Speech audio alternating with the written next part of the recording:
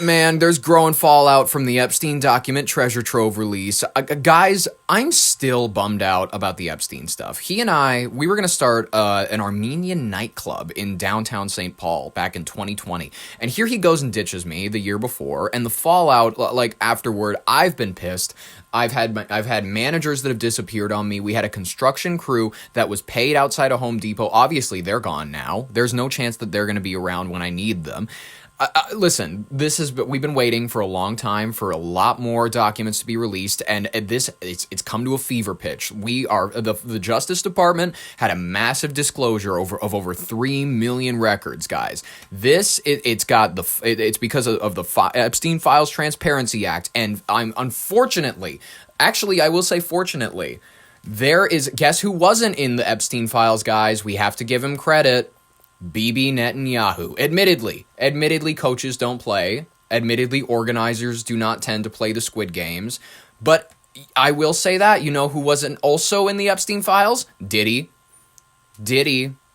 I think it's fine that we listen to his music now, ladies and gentlemen. Let's address ABC News real quick. Fallout from the latest release of the Jeffrey Epstein documents. They include communications between the rich and powerful, from the co-owner of an NFL team to billionaires like Elon Musk. And tonight, the newly released photos of Britain's former Prince Andrew.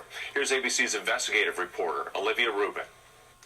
Tonight, the fallout continues as new details emerge from the millions of newly released Justice Department records on convicted sex offender Jeffrey Epstein. What sucks is he aura farms in all of these photos, and they're going to be in so many TikTok edits. It's going to be like summer 2026, and it's going to be all the pictures of him just like sitting having a good time with Ghislaine Maxwell. It's going to be beautiful. Today we are producing more than 3 million pages, including more than 2,000 videos, and 180,000 images. Including this stunning, never-before-seen prosecution memo and draft indictment written nearly 2 decades ago. Prosecutors in Florida detailing the disturbing evidence they gathered against the financier, calling him a continued danger to the community based upon his continued enticement of underage girls.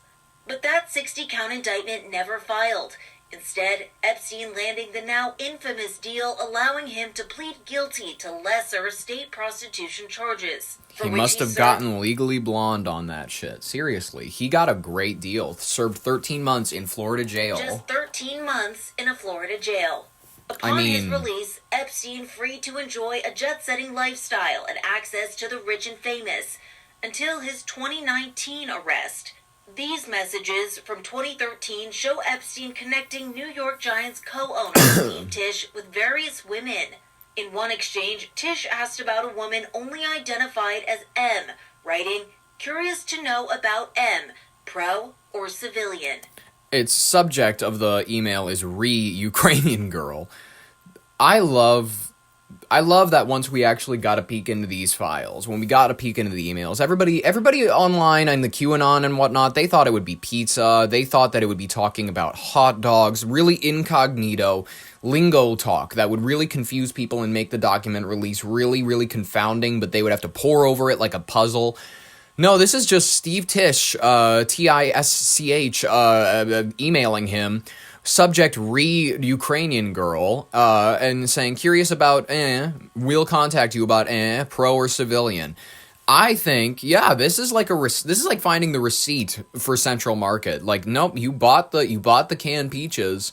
I see him in the back of your car. This guy, I'm sorry, Steve Tisch, this gentleman has quite the Grinchly brow that makes his eyes shadowed in darkness and allows his eye bags to become the Jim Carrey-esque, looking overfilled with like grocery. It's like grocery bags. His bags under his eyes. They're horrific. I'm sorry. In another, Epstein informed Tisch about a microbiology student in Florida who he said was interested in meeting, advising Tisch to, quote, make it clear that you will organize her ticket. In a statement, Tisch acknowledging a, quote, brief association where we exchanged emails about adult women, but saying, I did not take him up on any of his invitations and never went to his island. As we all know now, he was a terrible person and someone I deeply regret associating. Chairman, Executive VP of the New York Giants, they're going to have a rough upcoming season. With known Epstein associates like the former Prince Andrew, who was stripped of his royal titles last year over his relationship with Epstein, back in the spotlight as well, with the release of these photos showing him crouched over a young woman. Holy The shit. context of the interaction unclear. Representatives for Andrew have not responded. He's like, okay, so the first one, okay, ladies and gentlemen, this is going to be in the description. It's going to be under the ABC News one that says growing fallout from Epstein document release. You can see the photos for yourself. He is leaning over this young lady, and he is grabbing her stomach in one of these photos. And they thankfully enough blurred out her face. But yeah, his eyes, they shine like the coins. You know how when you see your cat in the dark, and then their eyes glint in the dark, and you're like, oh, you think that was a demon for a second, but then you see their little head blink, and you're like, oh shit, okay, we're all right. Responded to a request for comment. Also in the documents, numerous unverified tips and unsubstantiated allegations against powerful figures in politics, finance, and entertainment, including President Trump, claims the Department of Justice says are unfounded and false. There's this mantra out there that, the Department of Justice is supposed to protect Donald J. Trump, and that's what we were telling. That's not true. That was never the case. We are always concerned about the victims. But some of Epstein's victims now furious, saying many of their names were left unredacted and exposed in this latest release. Epstein survivor Charlene Rochard tonight telling me she is, quote, completely disappointed with the Justice Department. I have absolutely no faith in this justice system at this point. The DOJ is not taking care in survivors. Whoa. Go write a book. Collect the royalty checks. You'll be thanking them in a matter of a few years. Calm it down. Relax yourself. Well, they're not considering us. And wait, now Considering us, well, you look like you set up your Zoom camera pretty decently for someone who was pretty not. Oh, I wasn't expecting to get interviewed by the press. Yeah, sure. Lawmakers who pushed for the release of the Epstein files are raising questions about the 3 million pages of records the Department of Justice did not release. They're now asking for an in-person briefing to review the full files. With Olivia Rubin for us tonight. And tune into This Week tomorrow morning. George Stephanopoulos speaks with Deputy Attorney Todd General. Blanche, I don't care. Thank you very much. Real sympathy to the victims that are they would rather not have their face. I understand if they don't want their names appearing. That's totally legit sympathy for that. But also in a half serious way, like, capitalize. There's a way. This is America. In the words of Childish Cambino, Donald Glover, a stroke survivor, we love him and we hope that he will be present for the Community movie. I was going to go to one of his concerts and then he had a stroke, and that's really unfortunate, and I God bless him. God bless him, and I hope that he recovers and doesn't have that happen again, I swear. That's just rough. This is America. They have the opportunity to capitalize on all this and go, like, here's my experience with Epstein. And it'll be bought by 6 news outlets, or, like, you can tell it on a podcast and make 3 million views or whatever.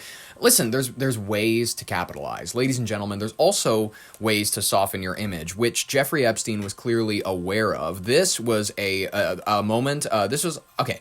I went ahead and I wanted to listen to the entirety of the Steve Bannon interview with you guys, although it is an hour 57 long. It is a long-ass interview of them going back and forth, and admittedly, out of the two of them, Jeffrey Epstein oddly comes across as the more put-together, civilized one. He's very calm, Jewy in all these questions. He's very relaxed, but he's also explanatory. He's got this incredible accent that you guys are going to fall in love with. When you hear his accent, you're going to be like, man, maybe he was a genteel Mr. Rogers-like figure, and he knows how to soften his image, because you know what he debuted? He debuted the glasses. Ladies and gentlemen, glasses are the ultimate image softening thing.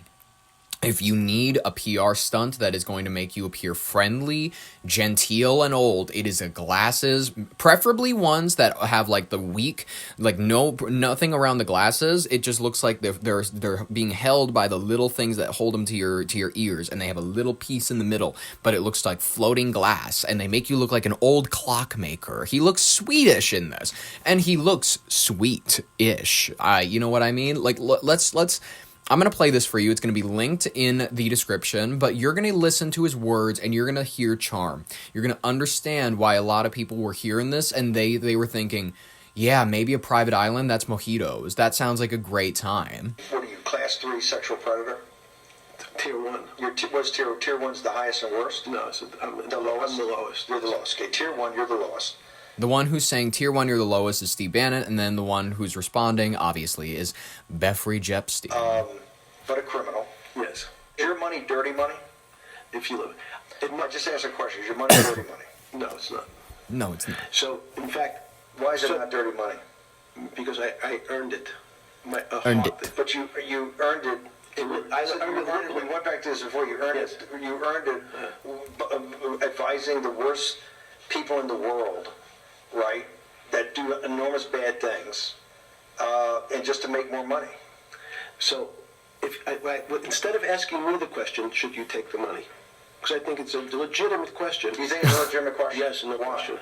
Because I think ethics is always a complicated subject, but I can tell you that with the money I gave to help try to eradicate polio in Pakistan and India, instead of asking me whether that money... He was a philanthropist, which people don't understand, is that this guy, he really cared about people. He was a genteel figure. He was a Bruce Wayne, if you will. He, he had worldly aspirations to make the world a better place. Should be given to these children for vaccines.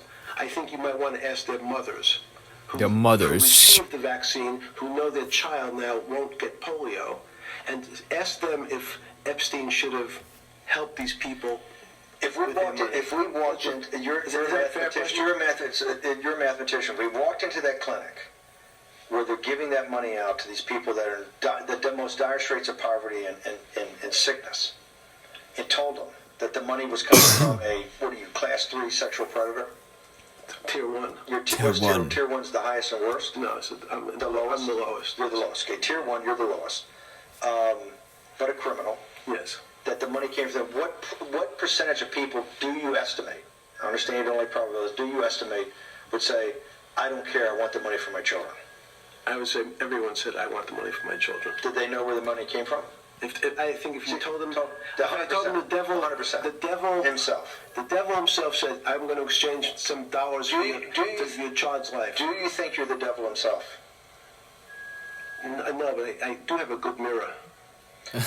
It's a serious question. Damn, that's a pretty good response. Dude, he's iced. This is going to be... Oh, man. They're going to do, edits. So he's going to be like, no, but I have a pretty good mirror. And then it's going to play, I don't know, Playdate by fucking Melanie Martinez. No, but I do have a good mirror. It's a serious question. Do you think you're the devil himself? I don't know. Why would you say that? Because you have all the attributes. You're incredibly smart. You remember the devil is somebody knows what? The devil's brilliant. You read Milton's Paradise Lost. No, the devil scares me. Satan is. He's cracking a smile. Do you see how he's like, no, the devil scares me, and then he smiles. He's like, ha ha ha. Paradise Lost. No, the devil scares me. Satan is at the number 1 or 2 archangel, and the reason he goes to hell and leads the rebellion is because he can't be the top guy. And his thing is, I'd rather reign in hell than serve in heaven. I saw that in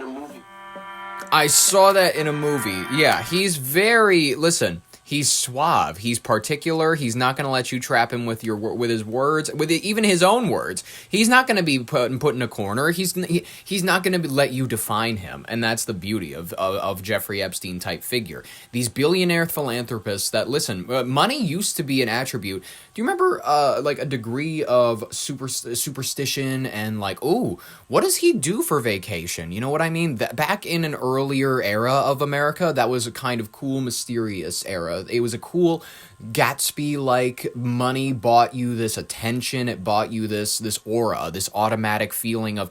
Nowadays, you look at someone with a lot of money and you can't even be an actor. You can't be anything without people thinking that you're somewhat involved in a cabal of people who who like do the worst shit, who like I'm sorry to say it, I don't know if people are on something, or if they are really going in far with these things, and they're just saying like, man, the files confirm that Donald Trump and Hillary Clinton during 2016, before the election, on electoral election night, they held down an infant and they slit it open and the blood drained over to Trump's side, and that's how we knew that the devil decreed the next one. And this is how presidential elections have been decided since the beginning of America. The two candidates, the two that actually have a chance, they've engaged in this ritual, and whichever side is pooled with the most blood is the person who is destined to win the election or whatever. And that's how the American elections have worked since the beginning. A lot of people just don't know that. It's nutty. It's crazy, but the Epstein files, apparently, according to people that are going in depth, you listen to Redditors,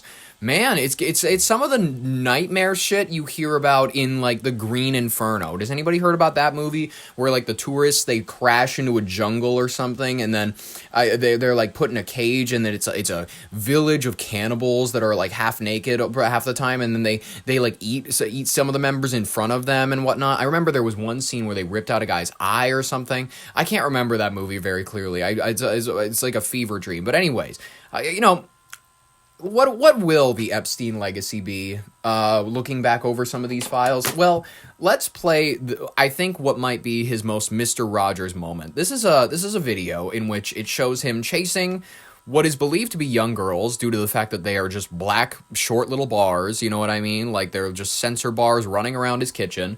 This appears to be him having a very Mr. Rogers moment, chasing young girls around his kitchenette.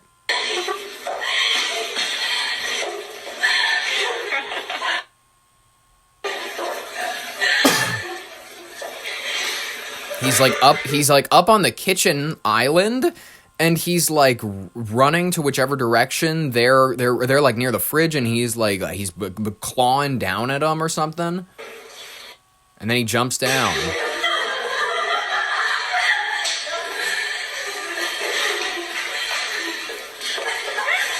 Oh shit, he's gonna get him.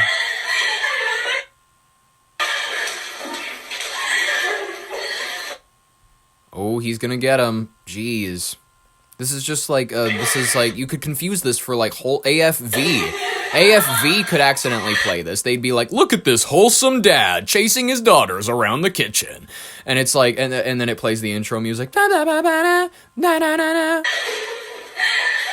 This grandpa is getting a little handsy with his granddaughters. They're pretty fast, man. They're avoiding him. I will say that. They're like, oh, he's like yelling at him or something. Man, they exposed this bald spot, unfortunately. Look at that. Oof. I'll put this video in the description so you can find it. Very fun, you know. I will like to say that apparently he liked to goof around. Apparently he was not just potentially, allegedly, a vicious sexual predator, but he was also a goofball who loved to have fun. And I think we should remember people for who they were, not for who everybody tries to label them to be. You know what I mean? Call him a monster. Call him evil. Call him whatever you want. He was a human being at the end of the day, and we got to remember that too. He was just as human as any of us. None of us are holier than thou. That's a great lesson to remember at the end of the day, folks. I'm going to go through a few more. If I find anything juicy or fun, I'll put it in the description of the next episode, and we'll review it. We'll go through it ourselves. We'll have a good time with that, ladies and gentlemen. It's, there's a lot of stuff that's also happening around the lawmakers from both sides of the aisles. Representatives Ro Khanna and Thomas Massie, they're blasting the DOJ. They're saying they failed to meet the congressionally mandated deadline for the full unredacted release, and they argue that by withholding millions of pages and redacting key details, the government could be, quote, continuing the legacy of protection for the powerful, with victims advocates calling for the incomplete release. Victims advocates calling the incomplete release a betrayal. And apparently, Attorney General, there's a ton of pressure on her, Pam Bondi, to hand over the full unredacted files to Congress. I doubt that's going to happen. She's forgive her, Pam Bondi. She's a sweetie. Oh wait, no, not that. I'm not. Caroline Levitt. That's the one I'm thinking of. The one who wears the cross pendant when she's lying to everybody. She's one of my favorites that the administration has. Admittedly, she's a very, very fun one.